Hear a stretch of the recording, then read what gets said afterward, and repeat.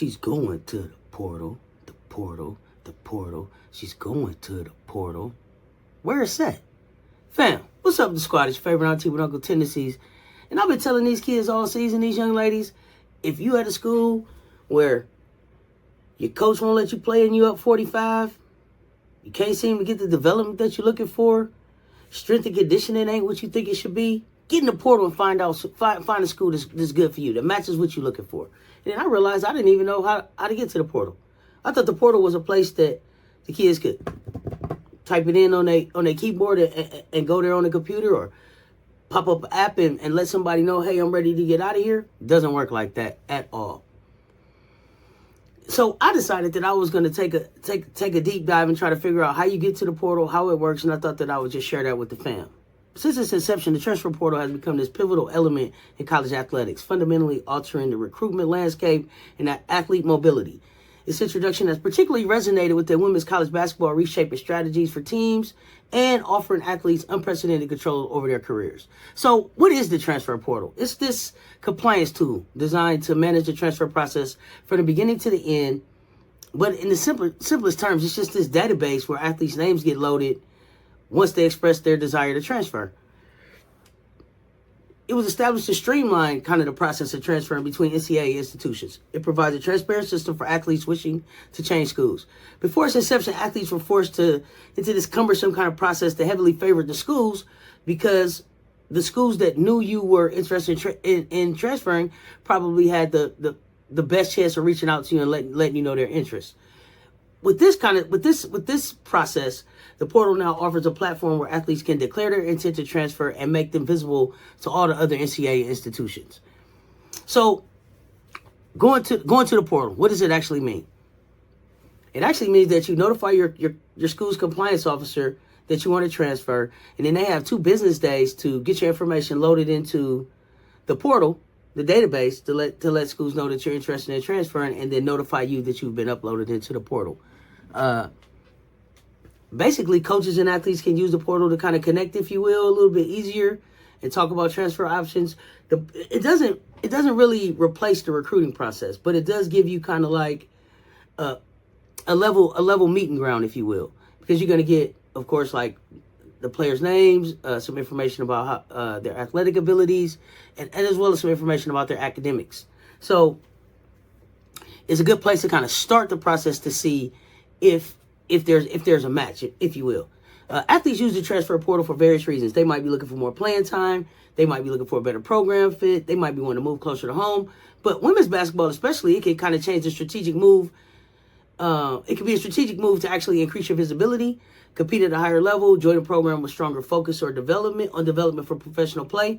You may be currently at a school where it's considered a Power 5, but now your conference is going away and you want to still continue to play in a Power 5 type of situation. So in a way, it empowers female athletes to give them kind of some agency over their athletic and academic futures. There are some implications, though, for careers and programs. It has both immediate and long-term for athletes' careers, because it does give you an opportunity for a fresh start, new opportunity. When you transfer, you might be able to maybe pick a new major, or you may even have to change your major because it may not offer the major that you're currently pursuing. You're gonna have to adjust to a new team, dynamic system, and then for the program, the portal has introduced new dimensions to recruiting strategies, with coaches kind of needing to be able to balance what you get out of the portal and then what you recruit in from traditional ways. One thing that you want to keep in mind is that typically women's college hoops athletes have between about March 18th of the year to May 1st. So this year's March 18th, 2024 through May 1st, 2024, where they're actually able to the transfer portal is kind of operating and open.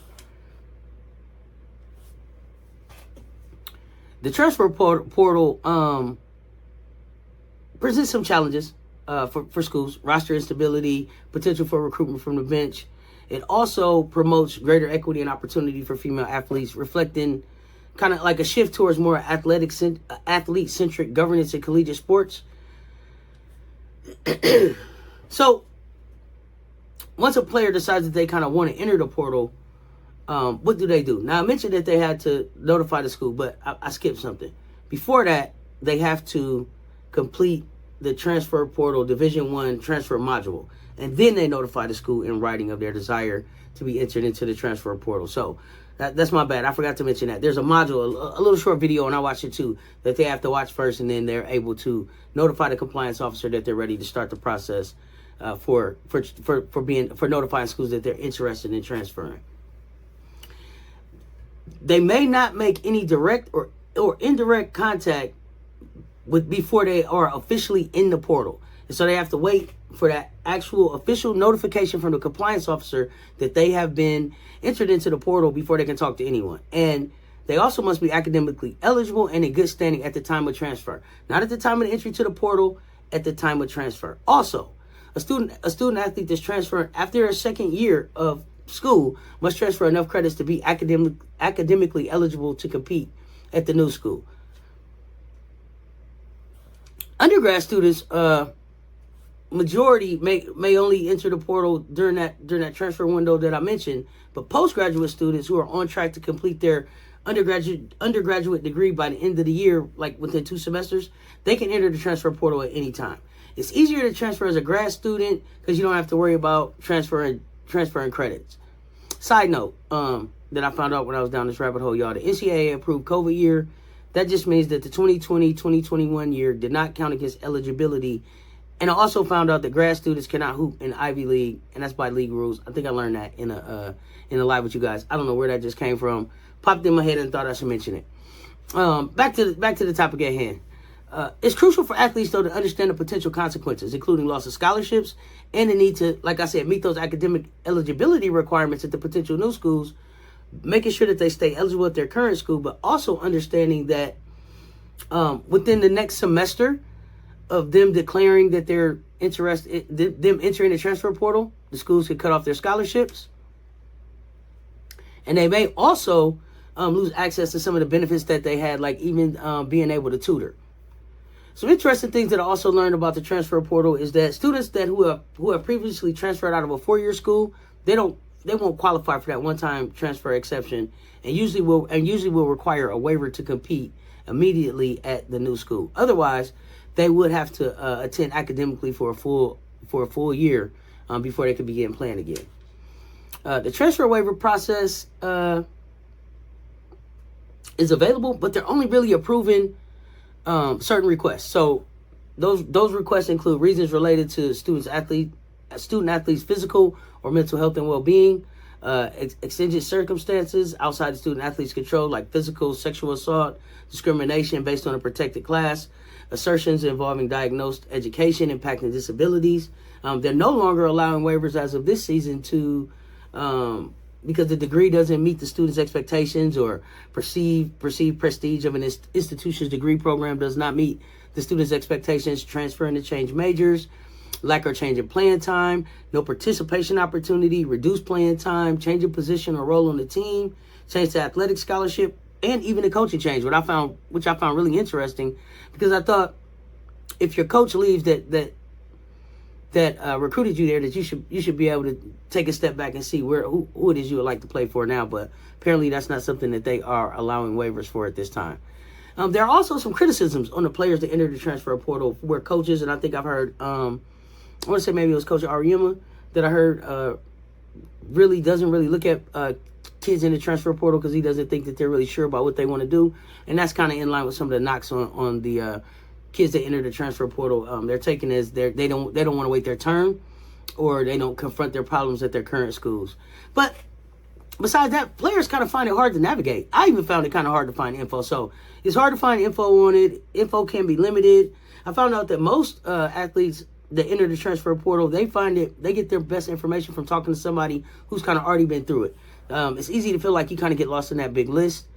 And many of the players that enter the portal, they actually end up at programs that previously recruited them, or with coaches that previously recruited them but have moved on to other or higher positions. So I already mentioned that it could a transfer could require a student to change their major, but also credits may not transfer. Grades typically only transfer a C or higher, so it may result in students having to retake some courses. Just because you're on a scholarship at a current school does not guarantee the scholarship at a new school.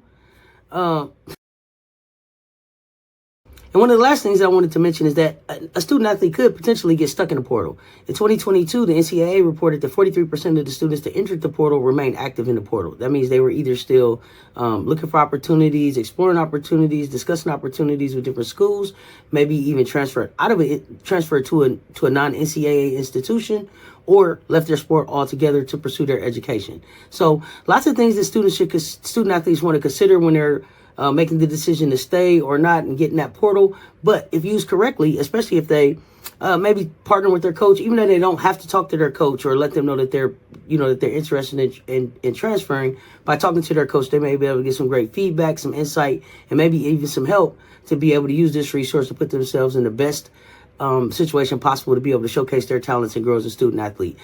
Basically, I just found out the transfer portal represents a significant evolution in collegiate athletics. It offers women basketball players greater freedom and control over their collegiate careers.